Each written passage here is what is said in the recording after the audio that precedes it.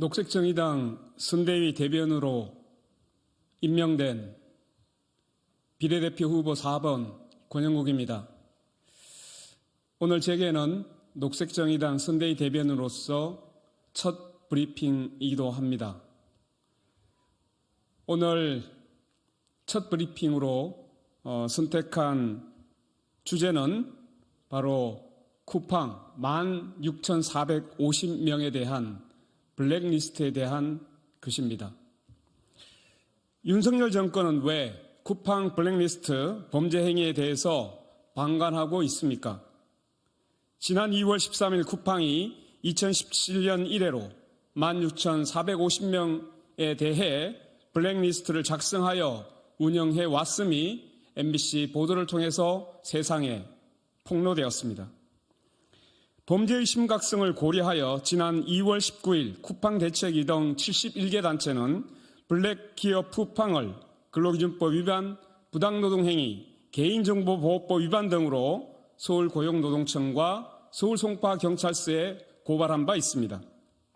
아울러 같은 날 공공운수노조 전국물류센터 지부는 서울고용노동청에 특별근로감독 신청서를 접수하고 신속한 수사와 감독을 요청했습니다. 전산상으로 운영되는 블랙리스트의 특성을 고려할 때 증거인멸 가능성이 언제나 상존하고 있습니다. 그런데 윤석열 정권과 고용노동부와 경찰은 고발장과 특별근로감독 신청서를 접수한 지 한 달이 다 되도록 다시 하겠습니다. 그런데 윤석열 정권과 고용노동부와 경찰은 고발장과 특별근로감독 신청서를 접수한 지 한 달이 다 지나도록 쿠팡 블랙리스트의 존재를 확인하기 위한 어떠한 조치도 취하고 있지 않습니다. 쿠팡 풀필먼트 서비스는 쿠팡 물류센터를 운영하는 자회사로 쿠팡과 더불어 이번 쿠팡 블랙리스트의 핵심 주범입니다. 그런데 쿠팡 풀필먼트 본사가 갑자기 이사를 간다고 노동조합에 통보를 했다고 합니다. 쿠팡과 함께 입주해 있던 건물을 떠나 다른 건물로 이사를 한다는 것입니다. 누가 보더라도 증거인멸을 시도하기 위한 명분 찾기 행위로 보입니다. 사무실 이사하면서 새 컴퓨터로 바꿨다라고 하면 얼마나 보기 좋은 핑계거리가 되겠습니까?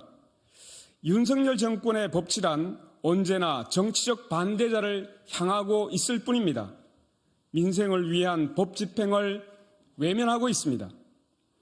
대한의사협회가 작성을 지시했다는 병원을 떠나지 않고 환자를 돌보는 전공의 블랙리스트 의혹에 대해서는 윤석열 정부는 정광석화처럼 수사에 착수했습니다. 그리고 곧바로 의협회관의 비대위 사무실 압수수색을 진행한 바 있습니다. 그런데 쿠팡 블랙리스트도 같은 블랙리스트 아닙니까? 같은 범죄 행위가 아닙니까?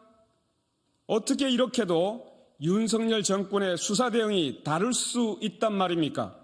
환자의 생명을 지키기 위해 병원 현장을 지키는 의사들은 마땅히 블랙리스트로부터 보호받아야 합니다.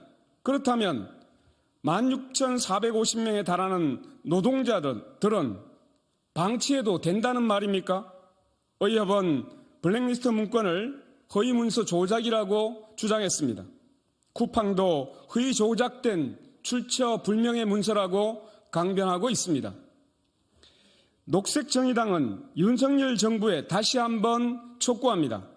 쿠팡 물류센터 노동자들도 헌법과 법의 보호를 받아야 하는 똑같은 국민입니다. 쿠팡은 매일매일 증거인멸을 하고 있을지도 모릅니다. 윤석열 정부와 사법당국은 쿠팡이 블랙리스트에 대해 지금 즉시 압수수색 등을 동반한 특별근로감독과 강제수사에 나설 것을 강력히 촉구하는 바입니다. 고맙습니다.